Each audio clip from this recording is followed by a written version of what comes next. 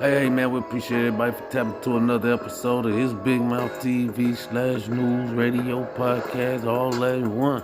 Y'all new to this channel, hit that like and that subscribe. We getting into it. All right, man, we got no other than the game back on the list, man. It's the game said he's had enough of his old manager, man. Wack 100, man. Shout out to Wack 100, man, and the game, man. We hope these guys don't take it too violent, man, but the game said he had enough of his old manager, always all on YouTube and social media and stuff like that, beefing with people, and on top of that, he's old Game a lot of money because he beat Game out of so much money. And on top of that, they was at Drink Champs a while back where he had said he had to speak up for Nipsey Hussle's legacy against his old manager and Tupac's as well, talking about they was part of the LGBTQ community and stuff like that. And on top of that, the Game said he's took money from Blueface and him. He said when he met his old manager, he was just a limo driver, for Suge Knight back in the days and stuff like that. And he said once he got into play to start doing management, that's when he started, taking money from him and Blueface and just things like that. But then he said Wack on here talking about he lost 20 million, but it's the other way around. He actually owed him and Blueface,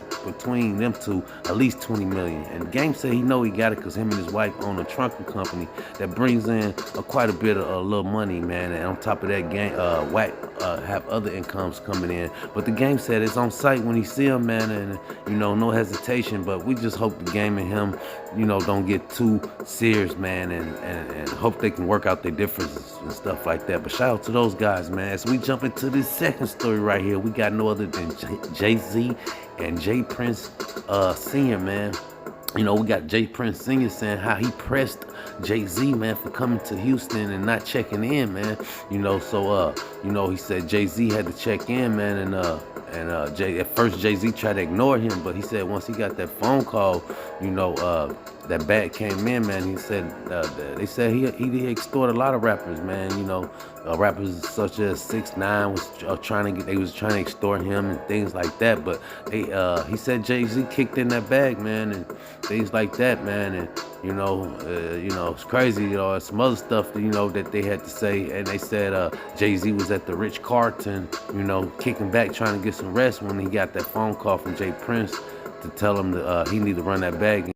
Pursue this situation, right? And he was in the Rich Carlton, from what I hear, and it didn't go well. But like I say, man, shout out to those guys, man. And it's like I said, this guy J. Prince supposedly got some type of tape of against allegedly Beyonce and Pimp C. Rest in peace to Pimp C, man.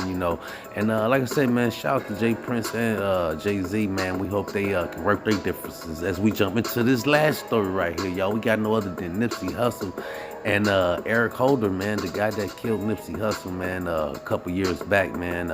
Rest in peace to Nipsey Hussle. But this guy has been found guilty on all charges, man, and he's judge gave him 60 years to life, y'all. This guy would not be he'll never ever be able to come home. And again, man, he's spending the rest of his life in prison, man, for taking Nipsey Hussle's life, man. Sad, man. But it just showed, all you gang members, man, by the time he is able to get home, he'll be about this old, man. The only thing he'll be able to do is sit on the front porch and smoke a cigar, man. But it just showed all you young gang members out there, when they let you out of prison, this how you'll look, man. And you don't have no get back on nothing, man. But shout out R.I.P. to Nipsey, man. And sad, man. And our prayers gonna go up to Eric Holders as well, man. And sad story, man. But yeah, he's gone. 60 years of life, man. It's crazy. But that's all we got, man. Till next time. Big Mouth.